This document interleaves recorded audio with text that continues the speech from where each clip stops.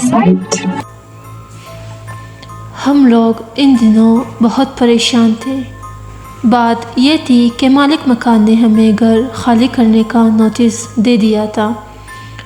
میرے والد سرکاری ملازم تھے، تنخواہ بس اتنی تھی کہ گزر اوقات ہو جاتی تھی۔ میں ابھی زیر تعلیم تھا، مجھ سے 2 چھوٹی بہنیں تھیں، وہ بھی اسکول میں پڑھ رہی تھی، لہٰذا آمدنی کا کوئی دوسرا وسیلہ نہیں تھا۔ ایسے میں اپنا گھر بنانا تو دور کی بات تھی، کوئی معقول گھر کرائے پر بھی نہیں لے سکتے تھے۔ موجودہ گھر ہمارے پاس گزشتہ 15 برس سے تھا۔ مالک مکان وقفے سے کرایہ بڑھتا رہا، مگر اسے بھی اندازہ تھا کہ ابا کی تنخواہ کتنی ہے۔ پھر ہمارے آپس میں تعلقات بھی تھے، اس بنا پر بھی مالک مکان لحاظ کرتا تھا، مگر کب تک؟ آخر اسے یہی ترکیب سوجھی کہ مکان خالی کروا کر اس میں کچھ رد و بدل کر کے نئے کرایہ داروں کو زیادہ کرائے پر دے دے۔ دوسرا فائدہ اسے یہ تھا کہ ایڈوانس کی معقول رقم مل جاتی۔ ہم سے تو اس نے کوئی رقم نہیں لی تھی۔ ابا کو بھی احساس ہو گیا تھا کہ مالک مکان کیا چاہتا ہے۔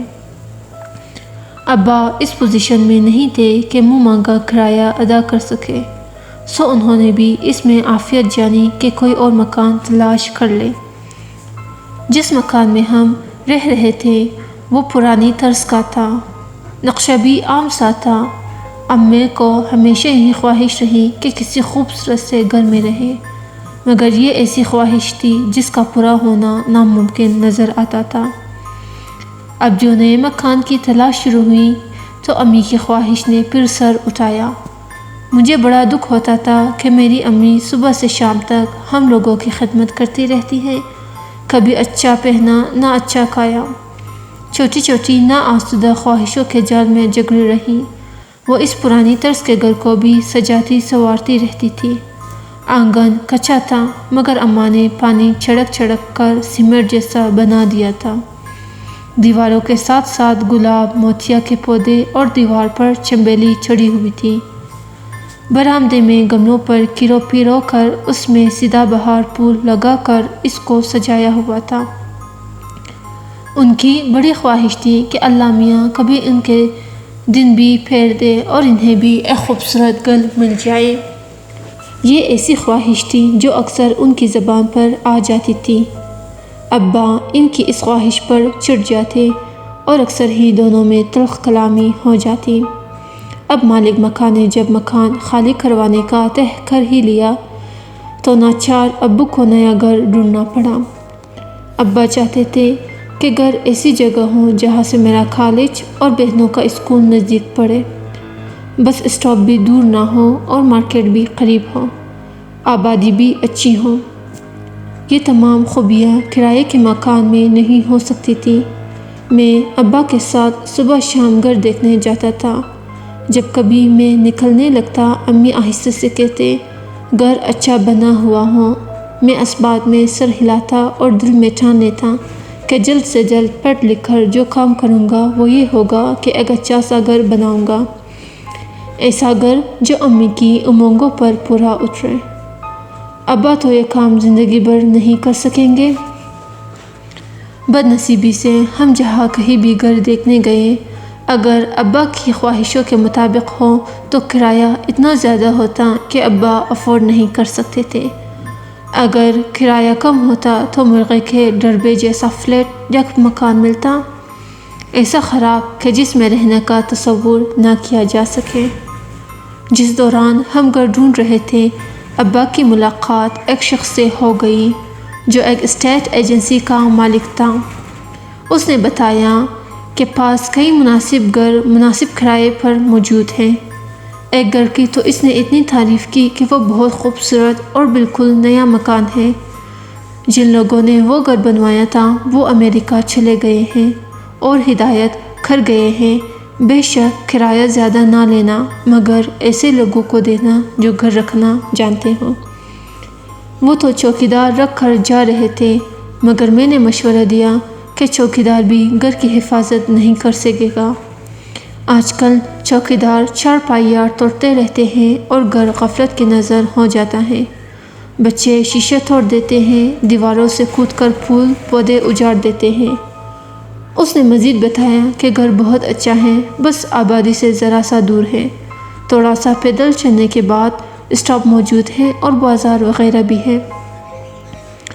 अब्बा का ख्याल था कि जैसा घर वो बता रहा है इसका किराया बहुत ज़्यादा होगा, फिर आबादी से दूर होगा तो मेरी बहनों और मुझे स्कूल जाने में वक़्त होगी। अब्बा तो अपनी 20 साल पुरानी बाइक पर ऑफिस चले जाते थे। अब्बा ने इनकार करना चाहा तो वो शख्स सर हो गया कि आप आइए तो सही, एक नज़र घर देख ले, फिर किराया पूछेगा। अगर आपकी मर्ज़ी के मुताबिक ना हो तो बेशक ना लें, कोई ज़बरदस्ती नहीं।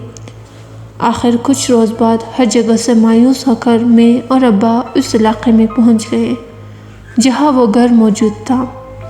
इस इलाके से कुछ दूर इस शख्स की स्टेट एजेंसी थी। जब हम वहां पहुंचे तो ये देखकर हैरान रह गए। वो कोई छोटा मोटा घर नहीं था, बल्कि बहुत खूबसूरत बंगला था। बाहर यहाँ से वहाँ तक लॉन था, फूल पौधे थे, मगर देखभाल ना होने की वजह से घास लंबी हो गई थी और पौधे तकरीबन सूख रहे थे। मगर घर बहुत शानदार था। 3 bedrooms, drawing rooms, American kitchen, tiles लगे बाथरूम्स, इनमें खूबसूरत टब और जदीद तर्ज के नलके और शावर लगे हुए थे। ये तुम हमें कहाँ ले आए भाई? अब्बा सचपचा कर बोले, हम इस काबिल नहीं हैं कि इस बंगले का किराया अदा कर सके। हमें तो छोटा मोटा घर चाहिए, ये महल हम क्या करेंगे? साहब आपको बताया ना कि मालिक मकान इसके किराए की फ़िक्र में नहीं है। वो तो ये चाहते हैं कि इस घर की देखभाल होती रहे, वरना इन्हें तो उल्टा चौकीदार को पैसे देकर रखना पड़ता। आप जितना किराया इस घर का दे रहे हैं, जहां आप रहते हैं इतना ही दे दीजिएगा। मैं मुतमईन हो जाऊंगा कि मैंने घर किसी शरीफ आदमी के हवाले किया। क्या मतलब? मैं तो मकान के सिर्फ 1500 देता हूँ। अब्बा ने चुपती हुई निगाहों से उसे देखा। 1500? वो आदमी ज़रा चुप हो गया। अच्छा ये बताइए कि आप लोग घर की देखभाल तो सही रखेंगे ना? बाज़ लोग घर का सत्यानाश कर देते हैं। दरअसल मुझे मेरे दोस्त ने बताया था कि आपकी वाइफ ने घर बहुत अच्छा रखा हुआ है। उस शख्स ने अब्बा के ऐसे दोस्त का हवाला दिया जो इत्तेफाक से उसका भी जानने वाला था और उसने उस शख्स की मुलाकात करवाई थी। ठीक है, अब्बा घर अच्छा है। अम्मी तो कितना ख्याल रखती हैं घर का। मैंने फ़ौरन हामी भर ली। शाम को अम्मी को ले आएंगे, वो घर देखकर खुश हो जाएंगे। मैं माँ बाइक पर फ़रा और सबा को स्टॉप तक छोड़ दिया करूँगा। मेरे लिए तो स्टॉप ज़्यादा दूर नहीं है, और क्या जवान बच्चे हों, उस शख्स ने फ़ौरन कहा। अब्बा सोच में पड़ गए। इसके सिवा चारा भी नहीं था और कोई दूसरा घर भी दस्तयाब नहीं था, तो किराया बहुत था। ठीक है, मैं कल आकर बताऊँगा, अब्बा ने जवाब दिया। मैं रास्ते भर अब्बा को कायल करता रहा कि अब्बा घर बहुत अच्छा है, आसपास और भी घर बन रहे हैं। फिर मालिक मकान तवील अरसे के लिए बाहर गए हैं। फ़िलहाल 4-5 बरस तक उनके आने की उम्मीद नहीं है। इस अरसे में मैं नौकर हो जाऊंगा तो हम अपना घर ले लेंगे। दरअसल मैं चाहता था कि अम्मी की ख्वाहिश पूरी हो जाए। घर पहुंचकर सबसे पहले अम्मी को खुशखबरी सुनाई। अम्मी तो एकदम पुरजोश हो गए। अंधेरा न हो जाता तो मैं अभी चली जाती, वो खुश होकर बोले। अब्बा किसी काम से बाहर गए तो मैंने दिल खोल कर उस घर की तारीफ़ें किए और एक एक चीज़ तफसील से बताई।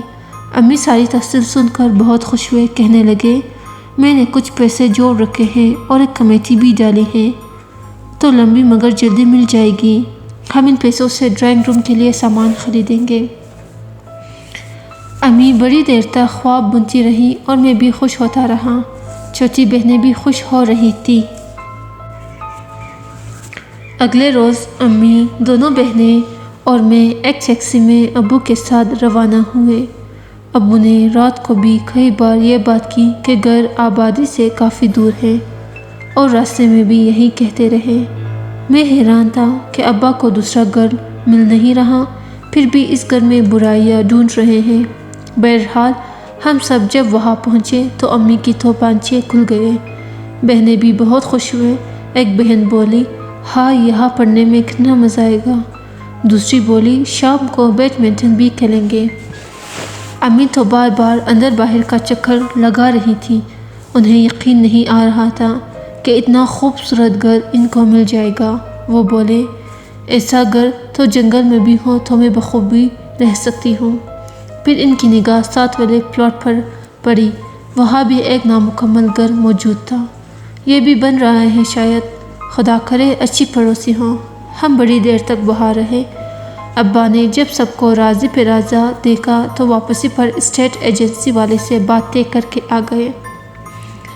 کچھ ہی دن بعد ہم لوگ نئے گھر شفٹ ہو گئے۔ امی نے اور بہنوں نے مل کر گھر کی صفائی کی اور ہفتے بھر میں ہم لوگوں نے نیا گھر سیٹ کر لیا۔ جس دن ساری سیٹنگ مکمل ہو گئی، گھر دمکنے لگا۔ معمولی سے سامان کے باوجود گھر بہت اچھا لگ رہا تھا۔ بہنیں کچن میں بڑا دل لگا کر کام کرتے، میں ٹب میں پانی بھر بھر کے نہاتا اور امی سارا دن ہاتھ کی قینچی سے گھاس برابر کرتے۔ انہیں باغبانی کا بہت زیادہ شوق تھا۔ غرض گھر بہت جلد نکل گیا۔ ہم نے ابھی تک آس پاس کی آبادی کو بغور دیکھا نہ تھا، نہ وہاں رہنے والوں کے بارے میں جانا چاہا۔ ہم سب بہت خوش اور مطمئن تھے۔ وہ پہلا واقعہ تھا جب سب سے چھوٹی بہن باتھ روم میں نہا رہی تھی۔ اس کے جسم پر اور منہ پر صابن لگا ہوا تھا کہ پانی چلا گیا۔ اس نے دروازے سے امی کو آواز دی۔ امی دوڑتی ہوئی گئی۔ انہوں نے کہا، کہیں سے کوئی والو بند ہو گیا ہوگا، ورنہ پانی تو ہر نلکے سے آ رہا ہے۔ امی نے اسے بالٹی میں بھر کر پانی دیا۔ وہ نہا کر نکلی تو امی نے باتھ روم کے نلکوں کا جائزہ لیا۔ جونہی نلکا کھولا، پانی بڑی تیزی سے آنے لگا۔ امی نے بہن کو ڈانٹا کہ اسے صحیح طرح سے نلکا کھولنا نہیں آیا۔ امی نے نلکا بند کیا اور باہر نکلنے لگی تو نلکا پھر کھل گیا۔ امی بڑی حیران ہوئے کہ ابھی تو نلکا اچھی طرح بند کیا تھا۔ امی نے واپس جا کر نلکا بند کیا مگر نلکا بند نہیں ہوا۔ امی سمجھے کہ نلکے کا واشر خراب ہو گیا ہے۔ انہوں نے نیچے سے والو بند کر دیا۔ پانی بند ہو گیا۔ وہ باہر نکلنے لگے تو شاور کھل گیا اور پانی کی بوچھار شروع ہو گئی۔ کچھ خرابی ہے اس باتھ روم کے نلکوں میں، امی بڑبڑائے۔ مجھے تھوڑا بہت پلمبر کا کام آتا تھا۔ میں نے سارے نلکے چیک کیے، سب ٹھیک تھے۔ سب میں پانی آ رہا تھا اور بند کرنے پر بند ہو رہا تھا۔ ہم لوگوں نے معاملے پر توجہ نہیں دی اور اپنے اپنے کاموں میں مصروف ہو گئے۔